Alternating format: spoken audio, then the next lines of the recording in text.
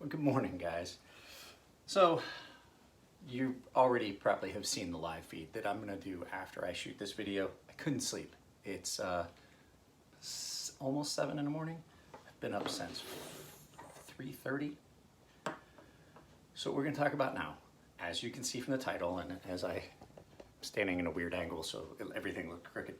I did a video the other day, if you guys remember it. It was just a quick one. What is your what did I say, apocalypse carry, things like that. And it got me to thinking, what would I have of my gear that would be stuff that I would take, like bug out bag. So for those of you guys that don't know what a bug out bag is a bag is a bag that's got all your shit in it that you would need just to DD and get the fuck out. So what we're gonna talk about today are some of the considerations, not necessarily what's gonna be in my pack, but some of the considerations I would take, having been in the military and been a country boy, what I would think about when I would get my stuff ready if I was gonna have to, say, make a trip from here to Ohio. So if you guys are listening with headphones, turn the volume down, because even when I turn the volume down, there is a discrepancy between the loudness of my voice and the loudness of the music, and I'm tired of playing with it, so I'm just warning you, if you don't like the music, skip it. Here comes the music.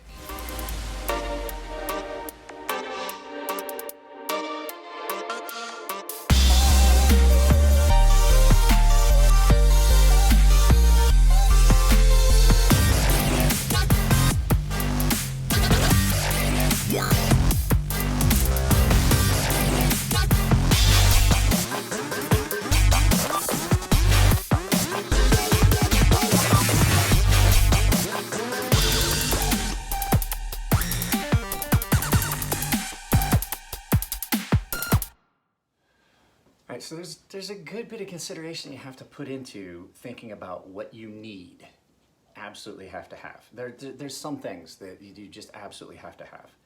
And I still have a few of them that I'm gonna gather up. I just didn't have room on the table. But on the table, I have various knives, a couple handguns, and we're just gonna talk about what the considerations are that I would, the things I would think about when I would get this gear together if I decided I needed like an apocalypse pack and we've got to go. The fact that there's 3 of us, me, my wife, and my child, means that there could be more items, but the fact is, just like with the panic buying that you see panicked thought process going if, like, when people evacuate. Quick example, the year my daughter was born, there was a lot of homes that were evacuated that because of wildfires that were in our area. We had ash falling, like literally looked like it was snowing, had ash falling. And I was talking with some people and they were talking about the things that they were gathering up that they were taking. And in an emergency situation like that, because they had like literally an hour and they're trying to pack, memory stuff and children's old clothing and things like that. And I was like, you guys are doing it wrong. I had the things that we needed for the child in a big Tupperware bin. I had the things that I needed for my wife, having just had the child, in a separate bin, and I had all this stuff ready. And it's stuff, there's a lot of things that people grab just out of sentimental thinking that they need to break that and have stuff that is actually useful. So I'm gonna get everything put together, and we will probably look at most of it this way, but I will turn around and I'll show you reasons why I would pick certain items over others. So hang on a second, let me get the rest of the stuff all put together and we'll take a quick look at it. Hey guys, not gonna lie to you, there is a lot of stuff on this counter. As a matter of fact, I'll clip in right now, I'll clip in a quick picture. So as you can see from the picture, there's a lot of stuff on the counter. But that's not, this stuff would not all go. This is to show you some of the considerations I would take. Now, first and foremost, in the event that I had to like really have a go bag and a pack that was just full of things that were immediate necessity things that I could use and I know were reliable, there's a good chance there would not be very many folding knives. And if there were folding knives, it would not be something like this. This is a very nice knife. I love this knife, but this knife would serve me no purpose in a camp or field setting if I was having to scenario. Things are collapsing. I have to get back home to where my mother lives, to where the rest of my ammo is, to where I know I can fortify my position. That's not a knife I would take. First of all, not real useful. If I was gonna take a folding knife, it's gonna be something basic, bare bones, simple, and reliable. You guys know where I'm going with this. You guys probably know what knife would wind up in my pack if I had room for a folding knife, would be my Sebenza. Why? The steel, the blade shape, and all those things. This knife, really thick at the tip, not real useful for most of the things I would do. This would be a great knife, super thin, great steel. Problem is, for sharpening purposes, this has got a recurve. It's gonna be a pain. I have to have a specific like ceramic rod, which I probably would take. A ceramic rod would probably be one of the things that go. I have one right here. These are nice to have. They work with most knives. This would probably be something that would go, so that knife could make the cut. But also blade shape on that is not something that is the same as this. This is a very good multi-purpose folding knife. If I was gonna take a folding knife, it would be something along the lines of my Sebenza, my Rat 1 in D2. But in all likelihood, folding knives would probably be out. I'm going to want something more reliable. So, there's a good chance we're not gonna turn around because I can show you most of this way. This is one of the weird videos. So then we get into the fixed blade. Do I want something that is short, stubby, game processing, food, meat, this robust cold steel Pendleton Hunter? It's a good choice. It's a good choice. Would I take my design that I made, my Stonefish? It could be passable. But the fact is, there are knives that are built for this. I have two of them right here. Now this is a different animal. We'll get into that. That's a true survival knife. But this, my Mora, always, there's a guarantee this is gonna be in my pack. It's light enough that even if I have other things, this can easily be carried. And even if I don't have a remote belt, these clip on a pocket really nice. Definite in my bag is a Mora fixed blade. This is the Mora Companion. Good consideration. I've got a good steel. I've got a good blade shape. It is thick enough that I can baton on if I need to. It is a blade shape that allows for batoning and splitting wood. If you happen to watch Outer Limitless's review of the Stonefish, that's one of the problems they had. Full flat grind doesn't baton through wood really well. Other consideration, do I want something that's maybe a little bit bigger?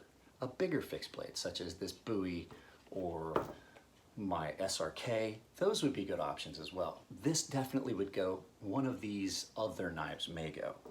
Now, you guys are gonna laugh, but I do have a knife in my collection, and like I said, it's a counterfeit. I've said it before. So we've talked about fixed blade knives. The other one that everybody would be like, oh, I can't believe you're not taking it. This, specialty sharpening, might not be the best choice, and it's a heavy folder. We're talking about trying to limit what I'm having to take. So as far as like majority of fixed blades, because folding knives, not gonna go. Maybe my Sebenza, possibly this, the Minax. Really good knife, but like I said, blade shape could take up some of the other things, and it's not that heavy. There might be room. So there possibility there'd be a couple folding knives. Now the next folding knives that you're gonna see, I don't actually consider folding knives. I more consider these multi-tools, and these would be my Swiss Army knives and actual multi-tools. So reasoning, well, let's take a look at what you get.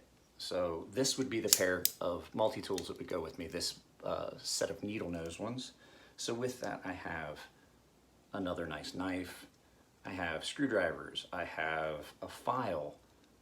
I have a serrated blade. What was that? So we were talking about the multi-tools. Like I said, I have two of them. Well, that one's got a lot of hair and stuff in it. this one would be the one I would take. It's more versatile. It's got the needle nose pliers, it's got screwdrivers, it's got a serrated blade and stuff like that in it. This would be nice to have if you needed to pull and pry on something where you're not going to break a knife. This would go.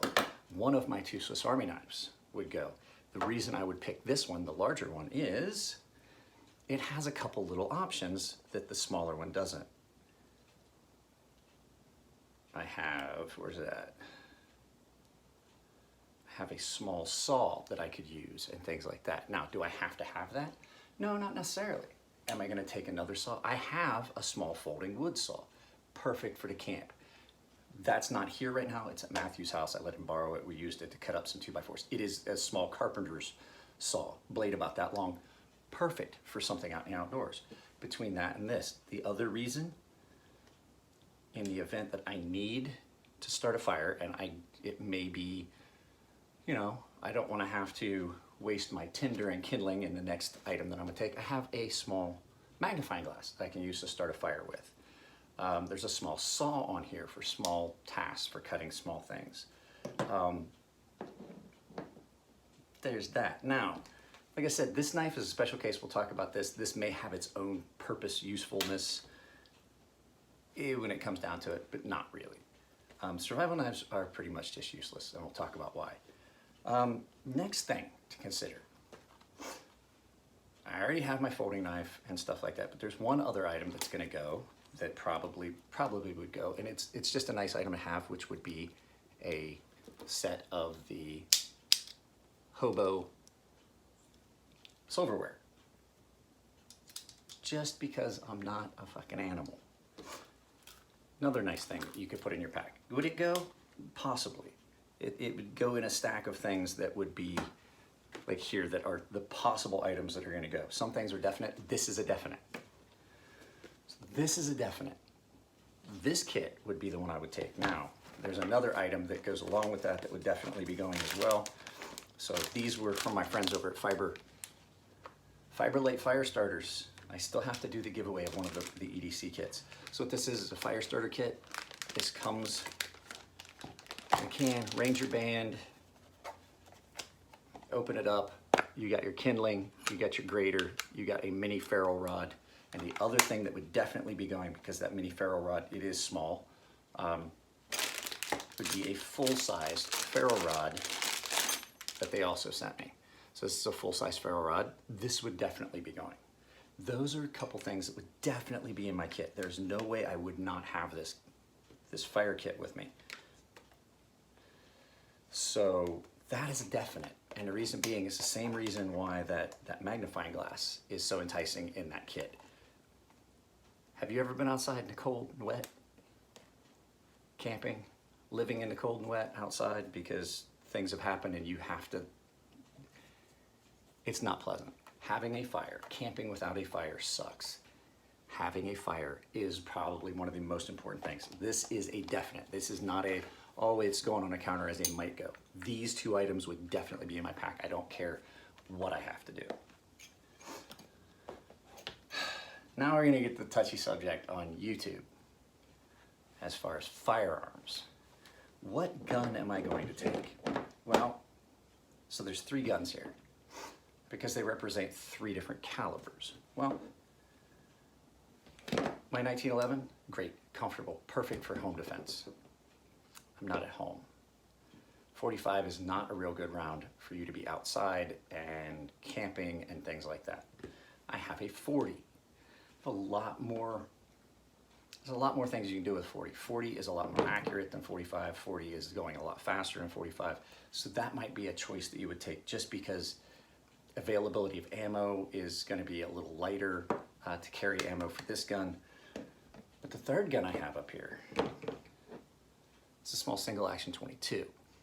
This would be the one I would take. This is definitely going in my pack. And let me explain to you why. Compatibility of ammo. That gun fires the same exact round as my 22 rifle.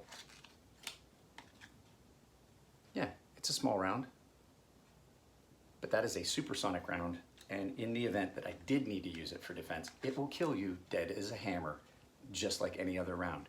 but I can use this for hunting small game, rabbits, birds, things like that. You can't, I got news for you. You shoot a bird with a .45 hollow point, you don't have anything left to eat. This would be my primary choice. This would be the one that would definitely go. It's 22 because my 22 rifle would go as well.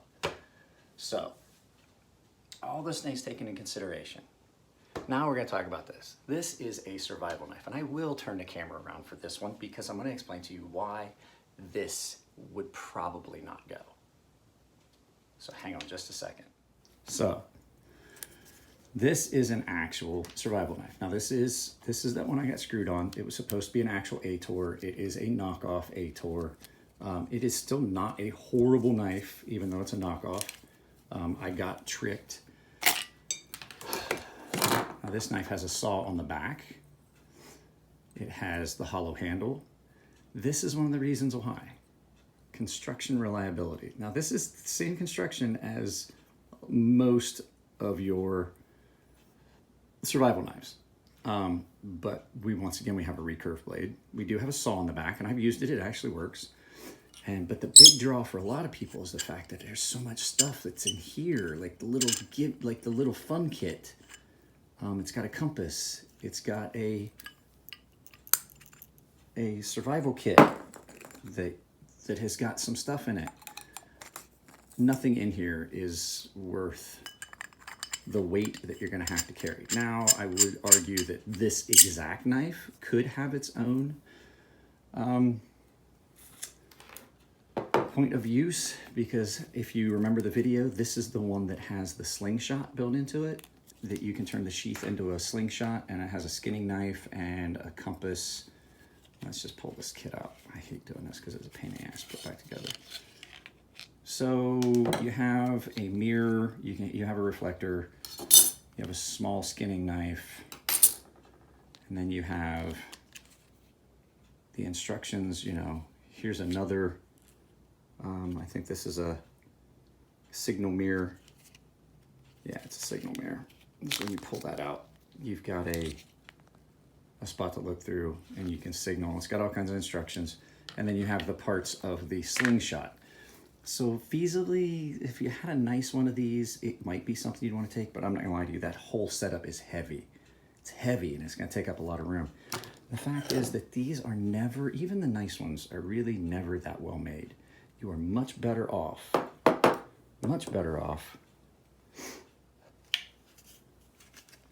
with something like this, because like I said, I already have a saw in my kit. I have a blowgun that I could take if I want instead of a slingshot. I have all the stuff that's in this kit. I already have and have duplicated. Saw is on that Swiss Army knife. There's a small saw that's not much smaller than that saw right there. But like I said, I already have an actual saw. The knife, well, I've got a knife that's sharper, better steel, and more reliable right here. So that's why that's not going. So now I know there's gonna be a lot of people watch this video like, well, you haven't talked about food, and you haven't talked about water, and you haven't talked about all this other stuff. I'm strictly talking about gear that I would need, that I would put in my kit. And there's one last piece of kit that I completely forgot about, and I saw it, and that is a flashlight. And it's a small flashlight. Yes, I would have to carry some batteries for it, things like that, but it's gonna come in handy. And so when you really look at it, the necessities of what I need here, a saw. I have a tomahawk if I need to take it, like a hatchet, a small hatchet, a good fixed blade knife, a firearm that I can hunt game with, right? Hopefully with ammo compatibility. Now, one of these other guns probably would go.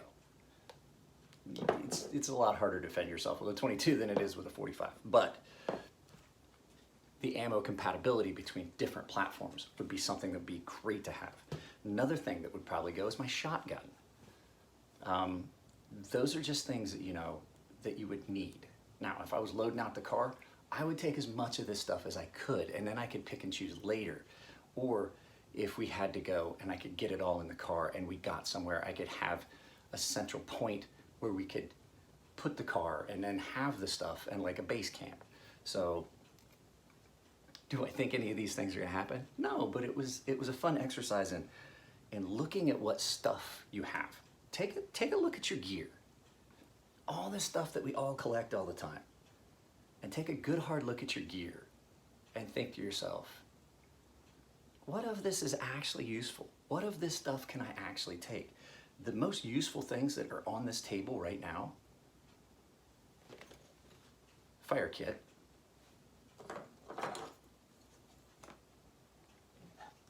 good knife,